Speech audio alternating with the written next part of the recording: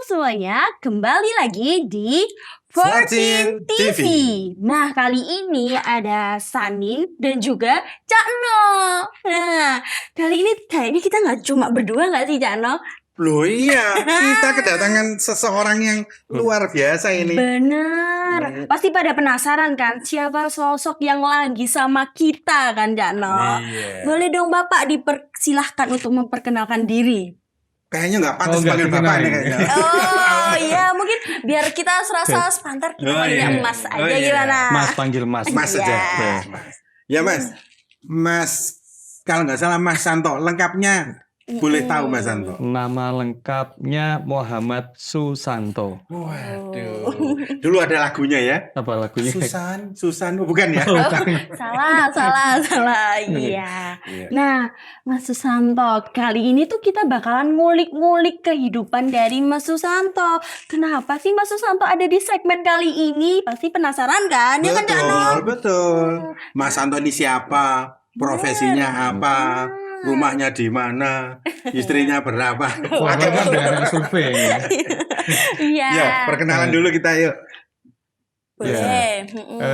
Perkenalkan, nama saya Muhammad Susanto. Panggilannya biasanya dipanggil Santo. Tapi kalau orang terdekat keluarga manggilnya Sus biasanya. Oh, Manggil Sus. Oh. Kenapa tuh Pak dipanggilnya Ya Sus? kan ada Susanto, depannya ada Sus gitu. Oh, gitu. Iya. Teman-teman juga ada yang manggilnya Sus gitu? Enggak, jarang itu hanya untuk keluarga Nanti yang kalau ketemu terdekat. Aminah panggilnya sus. Dikira susernya nanti. Oh, iya. Iya. Oh iya, Mas Susanto. Ini berarti aku manggilnya Mas Santo aja Iya, ya. Oke, boleh. Boleh diceritain Mas Santo ini dulunya tuh dari mana? Terus habis itu sekarang kerjanya apa? Aktivitasnya apa? Kesibukannya boleh dong di-sharing sama kita. Oke, kalau saya dulu lahir di Bojonegoro dulu. Jadi sekarang domisili di Surabaya. Nah, kuliah lulus SMA. Ya. Lulus SMA ya dulu saya juga di Bojonegoro ya. SD mulai dari lahir sampai SMA saya di sekolahnya di Bojonegoro. Kemudian sekolah di Surabaya, tepatnya di Erlangga Broadcast dulu.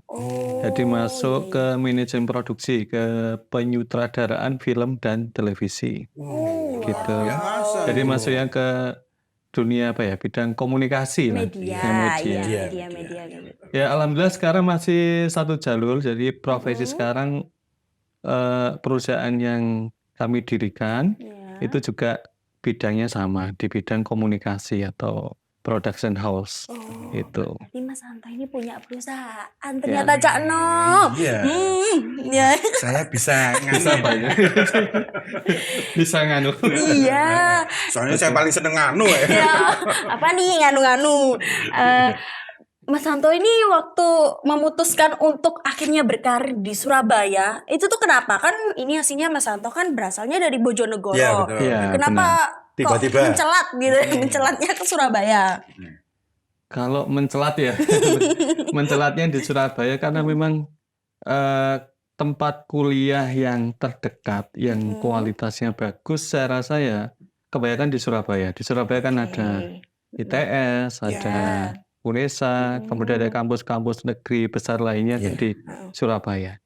Nah setelah lulus akhirnya punya pengalaman, kemudian ya mungkin di bidang saya tepatnya harus di kota-kota besar ya rilisnya. Jadi kalau di daerah agak susah berkembangnya. Mungkin dari waktu zaman kuliah juga circle dan jaringannya sudah ke bidang media ya. Iya benar Jadi tinggal sekali. melanjutkan teman-teman atau circle teman-teman medianya ya di Surabaya. Iya.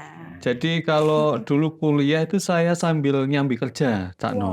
Gitu. Jadi nyambi kerja, saya pernah kerja jadi penulis dulu di Susana sama IBS. Susana Radio. Iya, Jadi saya kerja waktu masih kuliah itu, jadi sambil nyambi nulis ya. Jadi nulisnya itu konsep-konsep yang jenaka. Oh iya. Iya. Dulu kalau teman-teman lihat mungkin yang angkatannya agak yang lebih tua, Iya. Trio Bololo Trio apa Bololo, itu, ya. yang bikin skrip konsepnya lawaannya itu yang bagian akhir itu dari saya. Oh gitu. Iya. Jadi memang yang terakhir-terakhir ini dari yang formasinya agak lengkap di Iya. terakhir. Itu kan beberapa yang sudah almarhum ya. Mak Bonggi. Iya, Mak Bonggi dan beberapa teman yang lainnya itu. Dulu zaman bahasa ini ya tebak-tebakan atau ini bahasa asing yang diplesetin itu ya. Iya. Jadi memang kalau lawaannya dari beliau ini kan ya mungkin sering ketemu ya. Jadi Iya. spontanitas. Jadi pengennya ini ada lebih terkonsep lagi makanya dibuat skrip. Gitu. Ya, mungkin nggak 100% tapi paling nggak bisa terarah nanti habis ini bahas ini. Ya. Tapi kayaknya sekarang yang digeluti Mas Santo ini kayaknya sudah nggak terlalu ke ini ya, ke arah skrip atau komedinya, bukan kayaknya. Bukan, Iya. tapi bisa dibutuhkan sewaktu-waktu karena biasanya kan kita perusahaannya kan bikin iklan, bikin profile, safety induction, animasi. Nah itu kadang konsepnya itu kan dibutuhkan tergantung klien ya. Jadi memang kalau butuh komedi ya kita bisa sewaktu. Jadi hanya mengubah konten. Tapi intinya kami membuat konsep kemudian diaplikasikan ke dalam berbagai media. Terutama sekarang yang lagi booming kan di media sosial ya, yang paling banyak dipakai. Jadi kalau konten terutama dulu banyak seringnya ke komedi malahan. Orang-orang kan nggak tahu bahwa saya seneng komedinya mungkin sering melankolis tapi sering nulisnya komedi, banyak ide-ide dari situ. Iya. Ini sehubungan dengan pekerjaan. Biasanya itu pekerjaan yang gampang atau lebih ke pikiran, itu biasanya pekerjaan yang sejalan dengan hobi. Hobinya kan? Hobinya saya nonton film. Jadi hobi yang menyenangkan. Nonton film sama membaca buku. Saya senang baca. Kalau nonton film memang dari dulu sejak kuliah ya. Nonton film itu diwajibkan. Oh ya? Iya, karena kita harus tahu angle-angle, kemudian cara dialognya, karakter dan lain sebagainya itu saya harus banyak referensinya Sano gitu. Sehubungan dengan sekolahnya ya. Ya, sekolahnya. Terus Mas Santo ini mestinya ya punya seseorang itu apa? yang mendampingi sehingga bisa sampai ada di titik ini yang dalam hal ini istri. Oh, istri. Tapi jangan dipegal ya, soalnya kalau istri itu kadang kalau orang ngomong dipenggal jadi pengertiannya punya Apa tiga. Istri. Iya, boleh diceritain. Boleh. Nggak ikut-ikut. Boleh diceritain Mas Santo waktu perkenalan dulu sama istrinya. Itu tuh apa teman-teman satu perkuliahan dulunya gimana Saya bentarnya harus flashback ini Iya kapan ya? boleh banget. Oke, kalau istri saya asli Surabaya, jadi asli Surabaya. Teman kuliah? Enggak, dikenalin temen apa ya istilahnya? Temen main. Oh iya. Jadi kan saya tergabung di HIPMI ya, Himpunan Pengusaha Muda Indonesia di Surabaya. Jadi teman-teman saya banyak situ. Kebetulan ada temen cewek saya ngenalin ke temannya. Yang kenalin cewek ya, temennya ya. Temen saya cewek. Nah kenapa bukan temennya sendiri itu yang ikut audisi mencalonkan? Agak susah ini kan masalah jodoh. Nggak bisa diprediksi. Jadi dikenalin ya akhirnya berjodohnya dengan usia yang saat itu umur berapa ya? 26 tahun. Saya menikah. Istri usia? Selisih 3-4 tahunan lah. Di bawah Mas Santo? Di bawah saya 4 tahun. Terus berarti sekarang udah punya putranya berapa? Putranya yang paling besar itu umur 7 tahun sekarang. 7 tahun. Ya, ini mau ke 8 lah. Tahun ini ke 8. Jadi kelas 2 SD. Nah, yang paling kecil ini umur 1,5 tahun. Oh, 2 berarti Mas? Ya, 2. Yang cowok itu yang paling besar, paling kecil cewek. Oh iya. Bicara soal anak ya Mas Santo. Mas Santo ini punya pasti kan sebagai seorang orang tua ya, pasti berharap anaknya itu bakalan jadi orang-orang yang nantinya itu bakalan sukses atau punya masa depan yang cerah. Betul. Nah, Mas Santo sendiri dalam mendidik anak-anak Mas Santo, itu tuh apakah ada peraturan-peraturan khusus atau gimana? Apalagi kan yang udah mau 8 tahun ini kan pasti bakalan mengalami masa-masa remaja nih Cak Iya, No. iya. Ya kan? Aku dulu remaja-remaja kan pasti banyak goyangnya gitu loh. Gitu ya, Nah. goyang. Iya. Iya, jadi kalau banyak goyangnya banyak biasanya. Astaga, bukan gitu maksudnya. Oh, bukan. Iya, barangkali Mas Santo ada treatment khusus buat anak-anaknya gitu. Boleh diceritain ke kita. Kalau treatment khusus saya nggak ada sih, hanya istilahnya memperbanyak waktu dengan anak-anak saya ya. Jadi paling tidak setiap hari intensitas ketemu, berbicara itu ya alhamdulillah saya punya banyak waktu luang lah. Oke. Banyak waktu luang. Walaupun ya kerja tapi masih banyak waktu luang anak-anak. Nggak sampai berhari-hari nggak ketemu itu enggak. Jadi alhamdulillah diberi kesempatan untuk mendampingi sampai sekarang. Jadi mungkin kalau Sabtu Minggu saya berusaha untuk meluangkan waktu untuk jalan-jalan keluar. Nah itu memperbanyak. Mulai pagi sampai malam. Family time ya. Iya. Iya. Bersepeda maksudnya. Enggak. Family kan merek sepeda. Oh iya bener. Iklan masuk ya. Oh iya. Ya siapa tahu ada yang endorse. Oh, oke. Oh gitu. Nah tapi Mas Santo kalau misalnya anak-anaknya Mas Santo ini pengennya besok-besok mau jadi kayak Mas Santo di bidang media atau Mas Santo membebaskan anak-anak Mas Santo buat memilih gitu ke depannya. Sih nggak mau bebani cita-cita anak saya. Jadi saya membebaskan anak saya sukanya di mana sembarang. Ya. Jadi intinya kalau dari orang tua sebenarnya saya punya konsep berpikir gini, bahwa orang tua itu hanya mendampingi sebenarnya. Ya. Jadi anak pengen seperti apa, yang penting baik ya, Iya. dalam tanda kutip baik. Iya. Apapun profesi nanti itu baik dan punya manfaat yang besar bagi orang banyak, terutama minimal bagi keluarganya. Jadi saya tidak merendahkan profesi apapun, yang penting selama dia jujur, kemudian punya manfaat di tempat dia berada, itu yang jadi kunci. Jadi saya tidak punya cita-cita harus anak saya harus seperti ini, enggak ada.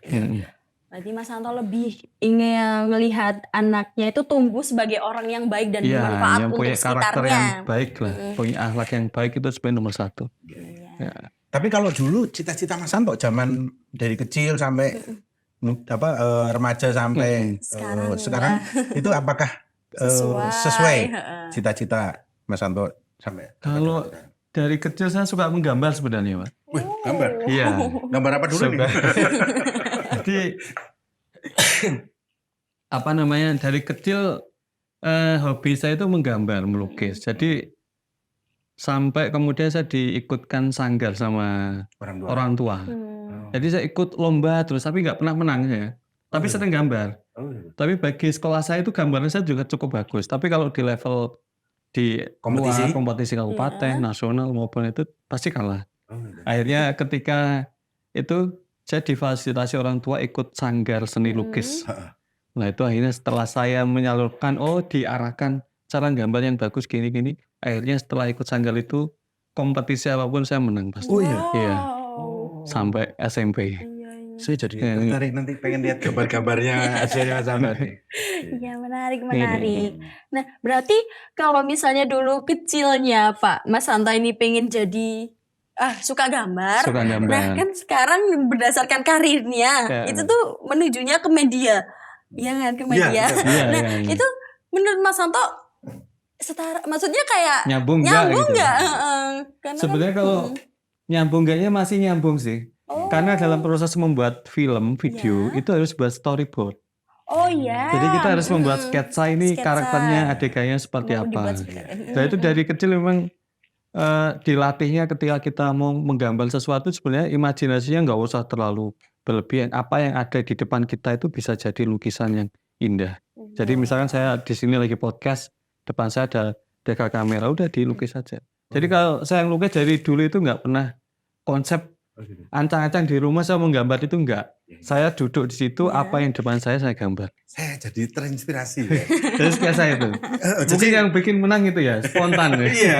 Jadi saya terinspirasinya ketika saya diem di mana, itu yang bisa. Iya, Gitu jadi ya? nggak usah terlalu berlebihan mikir sana. Gitu ya? Apa yang di depan itu sudah jadi. Pernah nggak lagi nongkrong di WC itu terus gambar? Enggak. Nggak pernah. Masa nongkrongnya di WC sih, Cak Bentar, No? ini kalau ngelukis metodenya gimana? Oh, gambarnya. Lah kan tadi saya terpikirnya Tembok duduk di ya? mana ya? Iya, iya. Cak No, dari tadi kan udah bahas kesuksesannya Mas Santo sebagai pengusaha muda nih Mas Santo. Ya, kok Mas Santo, Cak Cak No, No. maaf. Ya kan? Iya, Ya iya, ini iya. terus, nah pasti kan di setiap kesuksesan nih Cak No, Mas Santo, bakalan ada kegagalan-kegagalan di balik itu. Pasti dong Mas Santo pernah Cerita mengalami pahitnya pasti ada. kehidupan. Kegagalan ya. Gagalannya apa ya? Kegagalannya saking banyaknya hampir lupa saya. Saking banyaknya.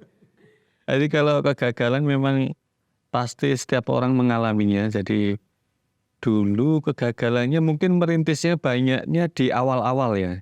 Istilahnya kalau ibaratnya kita belajar berjalan lah. Bisnis yang belum running, mengawali bisnis. Apalagi basicnya saya pure 100% di broadcast, di TV, di film. Jadi untuk membangun bisnis kan harus ada memasarkannya gimana, manajemennya, dan itu tidak ada basic di situ saya secara pendidikan formalnya. Jadi kegagalannya mungkin di 1, 2, 3 tahun awal lah. Itu karena cari kliennya itu agak susah, karena tidak tahu caranya jualan itu gimana. Ya rata-rata dulu setiap hari saya ngirim proposal hampir 10 tempat udah bagus, karena kan tempatnya kan jauh-jauh ya. Jadi ngerandom aja, dikirim ke banyak perusahaan yang belum tahu dia itu butuh apa enggak.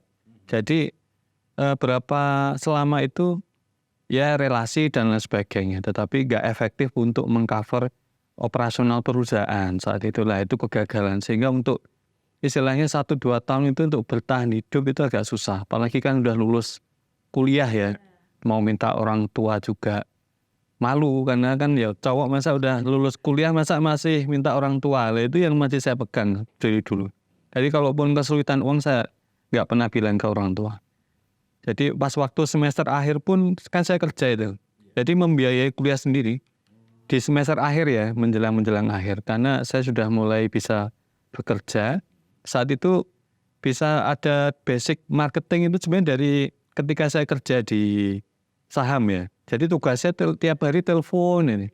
Penolakan itu, caranya ngomong sama orang dan lain sebagainya, itu akhirnya dapat sedikit pengalaman dari situ. Jadi pendidikan formal nggak ada untuk yang ekonomi atau pemasaran, tapi di basic pengalaman kerja itu ada. Nah, dari situ dapat uang untuk biayai dan lain sebagainya. Sehingga saya memberanikan diri saat itu untuk merintis usaha 1-2 tahun. Nah, kegagalannya itu banyak di situ. Ketika merintis 1-2 tahun itu, jadi mendapatkan uang harus mandiri, mendapatkan klien, sehingga tiap bulan harus operasional terus berjalan, tapi pemasukannya nggak ada. Jadi besar pasak daripada tiang. Nah itu caranya. Ya, istilahnya 2 tahun awal itu memikirkan caranya bukan membesarkan perusahaan, bertahan hidupnya perusahaan. Bukan perusahaan juga ya, sendiri. Diri sendiri. Jadi itu yang kegagalan. Tapi saya anggap itu suatu proses ya, memang harus saya alami. Kegagalan berikutnya setelah usaha udah berkembang nih, dari 3 tahun ke atas itu, usia 5-6 tahun perusahaan itu, kegagalan berikutnya sudah berkembang nih. Ketika dapat kucuran kredit dari bank, nah itu mungkin pengelolaannya belum bisa atau belum mampu ya, sehingga kita dapat kredit ratusan atau miliaran rupiah itu nggak bisa, akhirnya jadi kredit macet ya, itu yang jadi kegagalan. Nah gitu, pernah mengalami itu di usia ya masih muda ya, itu 23, 24 tahun lah. Sekarang kan juga masih muda. Ya, alhamdulillah mudah-mudahan dipandangnya seperti itu. Iya. Ya, itu yang kegagalan yang saya alami. Jadi tapi saya senang, tapi dari itu udah ternyata begini. Jadi paling tidak saya sudah ada guidance ketika saya ada kegagalan, paling enggak ada rambu-rambu yang ini nggak boleh, ini sudah mengalaminya. Mungkin memperkecil makanya kita harus memperbanyak kegagalan sehingga kemungkinan untuk gagal tuh udah potensinya udah mulai mengecil kayak gitu. Jadi ibarat kita sebuah perjalanan, Mas Santo ini banyak juga melewati jalan jelek ya. Iya. Jalan jelek. Kalau Bukan. melewati jalan mulus terus ya Ya, nggak akan nggak pernah begitu. ini ya. Lewat jalan tol Cak No kalau Oh jalan iya. lurus. Jalan tol itu untuk Iya. yang punya privilege ya. Iya. Oh, iya. Iya. Nah iya, itu tadi berarti lebih ke waktu ngerintis usaha awal-awal dulu. Iya. Dulu Mas Santo pas merintis itu sendiri atau berpartner atau gimana? Awalnya sih berpartner ya dulu, berpartner. Kemudian setelah berapa tahun akhirnya bisa sendiri-sendiri. Jadi memang dulu ada berdua aja, saya sama satu teman saya itu. Nah sekarang dia udah berjalur sendiri sih, punya usaha sendiri juga. Tapi yang masih saya on the track tuh masih saya. Jadi masih satu bidang lah. Jadi mulai usaha awal saya merintis sampai sekarang itu sebenarnya sama bidangnya. Cuma nama brandingnya mungkin diganti. Jadi sesuatu yang baru di tengah jalan ketika pisah. Dan alhamdulillah sampai sekarang perusahaannya masih bisa bertahan. Gitu. Jadi saya Waktu Pak Mas Santo merintis usaha terus pengalaman gagal. Nah pas merintisnya itu dikasih bedak. Biar nggak gatel-gatel. itu merintis Oh. gatel. Tapi ini kan nggak pakai gatel bahasanya. Iya. Jangan kalau gatal-gatal bikin garuk-garuk nanti Cak No. Iya. Oke, berarti jadi kesimpulannya Mas Santo ini mungkin ngalamin kegagalan yang paling diinget terus Iya, itu waktu iya. ngerintis itu ya, sampai ada kredit macet Iya. juga. Itu ketika mau tumbuh lah istilahnya. Lagi pas berproses di awal gitu. Oke, nah Mas Santo jadi pengusaha seperti sekarang itu kan pasti ada pencapaian besar di balik itu. Mas Santo sendiri pencapaian besar di hidup Mas Santo apa tuh? Pencapaian besar. Sebenarnya mungkin kalau yang dalam bidang usaha bisnis itu pencapaian terbesar yang masih berkesan menurut saya nggak punya utang sama sekali. Jadi udah lepas dari angsuran bank lah, itu suatu ketentraman buat saya, itu suatu kebahagiaan, ketenangan jiwa itu. Jadi dulu kan memang awal-awal ketika saya berpikiran ya mungkin ya proses belajar ya. Jadi ketika orang atau perusahaan itu punya kucuran dana kredit dari bank itu dianggap wah lah istilahnya dipercaya bank. Sehingga semakin banyak kucuran kreditnya itu semakin kredibel istilahnya secara ini pantas di. Nah itu yang masih saya anut dulu. Masih saya anut untuk mengembangkan bisnis, perusahaan. Tapi lama-kelamaan ya itu terbelit hutang, kredit macet sehingga ada yang keliru dari situ. Sehingga saya mengevaluasi cara berbisnis saya. Mungkin tidak hanya cara berbisnis tapi secara spiritual. Sehingga mungkin ada hikmahnya juga saya lebih dekat sama yang Maha Kuasa. Jadi lebih ya sebenarnya ya kalau mau dekat harusnya entah itu bangkit atau enggak ya harus dekat ya. Tapi mungkin itu cara Allah mendekatkan diri saya mungkin sehingga harus ingat ketenangan jiwa, kemudian cara-cara yang sesuai dengan cara yang Islami, cara berbisnis harus kita anut. Itu mulai saya belajar menata diri ya sambil berdoa saya melakukan berbagai hal yang saya evaluasi dari bisnis. Kemudian beberapa tahun itu akhirnya saya keluar exit dari kredit. Jadi saya tidak sampai jauh ini tidak ada kredit bank untuk membiayai bisnis saya. Semua pure cash flow-nya positif biasa. Ini jadi menginspirasi kita semua bahwa setiap usaha apapun itu ya sebaiknya kita berupaya dari diri sendiri dan itu yang luar biasa. Tidak ada kredit, Utang, tidak ada utang. ya. Tapi bukan berarti saya menjelekkan yang mau usaha bisnis pakai kredit bank ya. Itu pengalaman saya pribadi. Ya. Jadi pilihan. Jadi berdasarkan pengalaman masing-masing, kalau memang saya bisa berkembang lewat bank, monggo. Tapi untuk sejauh ini ya memang nggak punya utang itu lebih tenang, menenteramkan. Kan pencapaian itu nggak harus dapat reward dari orang-orang, diakui dan lain-lain. iya. Hidup tenang Iya. tanpa ada utang gitu-gitu kan juga Iya, bikin itu kita lebih merasa menyenangkan. tenang kan. Apa-apa jadi lebih bahagia, ikhlas, jalanin semuanya kayak gitu. Iya.